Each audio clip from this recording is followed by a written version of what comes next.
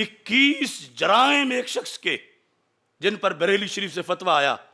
اب اس کو تو یہ بھی نہیں کہہ سکتے کہ یہ ان پڑھ ہے.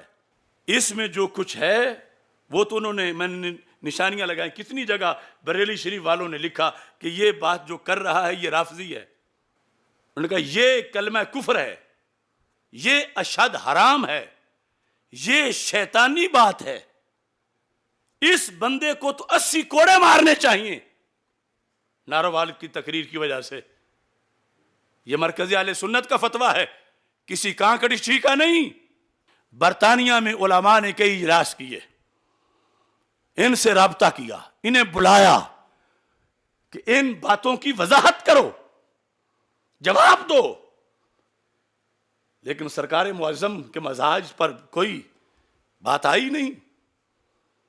کون پوچھ سکتا ہے مجھ کو؟ پھر انہوں نے گزر گئی ڈیڈ لائن تو بریلی شریف بھیجا استفتاء. پھر وقت گزرا، پھر بریلی شریف سے یہ فتویٰ صادر ہوا.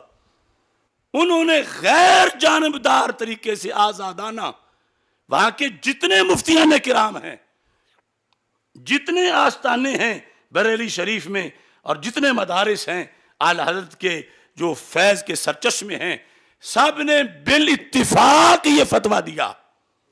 تو میں پاکستان کے علماء سے اب دستبستہ گزارش کرتا ہوں، اب یہ تمہارا امتحان ہے. یہ فتویٰ رائج ہو رہا ہے، نافذ ہو رہا ہے.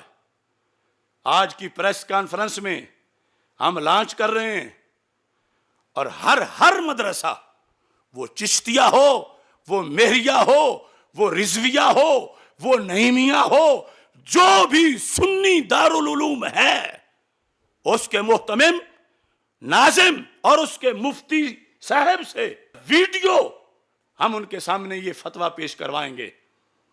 انکار کرنا ہے تو انکار کریں، تاکہ سند تو رہے ویڈیو میں.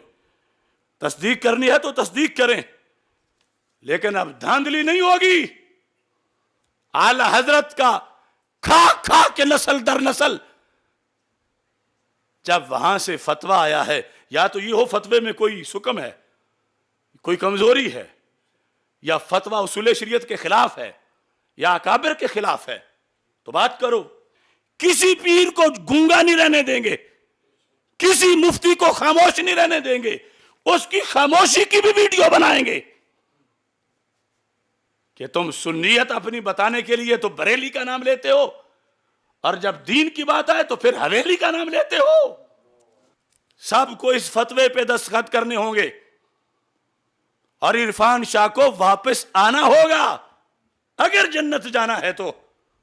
اگر پروگرام نہیں تو پھر ٹھیک ہے، ضد کریں کہ یہ کفریہ کلمہ بولا، یہ رافضیوں والا بولا، یہ اس شخص نے شیطانی بات کی، یہ اس نے حرام قول کیا، وہ سب پڑھتا. لیکن ٹائم تھوڑا ہے، آخر میں اتنا بتا دینا چاہتا ہوں کہ انہوں نے لکھا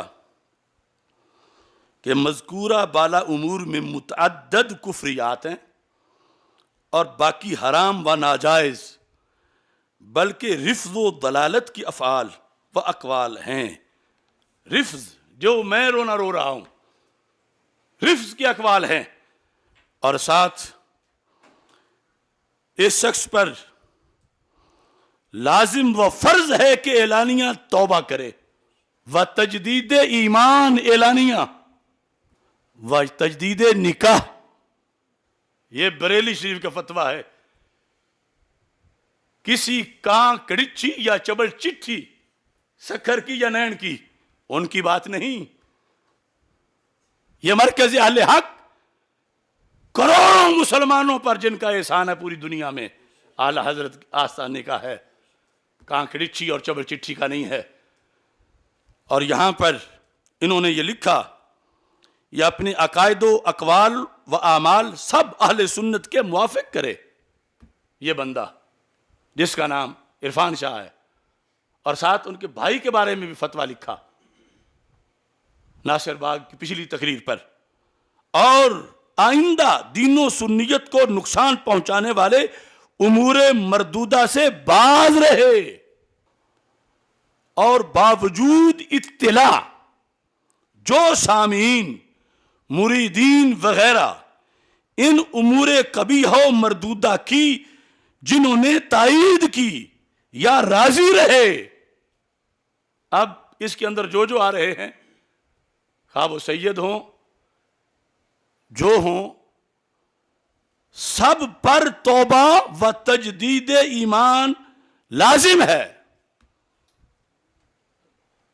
توبہ اور تجدید ایمان و نکاح کر لیں، یہ لازم کے حکم کے تحت یہ سب کچھ لکھا. کچھ لوگوں کو یہاں یہ بھی درد ہوتا ہے کہ فلاں کے بارے میں بھی فتویٰ آیا، فلاں کے بارے میں بھی فتویٰ آیا. کبھی استفتاء بھیجنے والوں نے خیانت کی، اگر ان میں سے کوئی بولا تو میں وہ پیش کر دوں گا استفتاء کہ جس میں لکھتے وقت اس شخص کا نام نہ لکھا، اور جب ادھر سے فتویٰ تکفیر شخصی کا نہیں مطلقاً تکفیر کا آیا تو یہاں انہوں نے خود اپنی طرف سے نام لکھ کر اس فتوے کو پھر لفافوں میں ڈال کے چوری کہ کسی کو پتہ نہ چلے کہ کون تقسیم کر رہا ہے. میں نے کہا تھا بندے کے بچے بنو اور مرد کے بچے بنو، نام لکھ کے فتویٰ لو اور پریس کانفرنس کر کے پھر لوگوں کو بتاؤ کہ یہ فلاں شخص کی تکفیر ہو گئی ہے. اب کچھ ان کو بھی چنگونے لڑ رہے ہیں، تو اگر کوئی ان میں سے بولا تو میں ان کی ایسی تیسی کروں گا، وہ مجرم ہے فکر رضا کے. اور ایسے دعوت اسلامی کا کوئی فتویٰ کہ اس بارے میں آیا، ارے اس فتوے میں اور اس میں زمین و آسمان کا فرق ہے. کیا وہ برقرار رہا؟ کیا اس کے سوالات عقیدے پر تھے؟ سلام ہو برطانیہ کی علماء کو، انہوں نے پھر پراسس سے جیسے مسئلہ پوچھا جاتا ہے، جیسے اتمام حجت کیا جاتا ہے، ویسے کیا.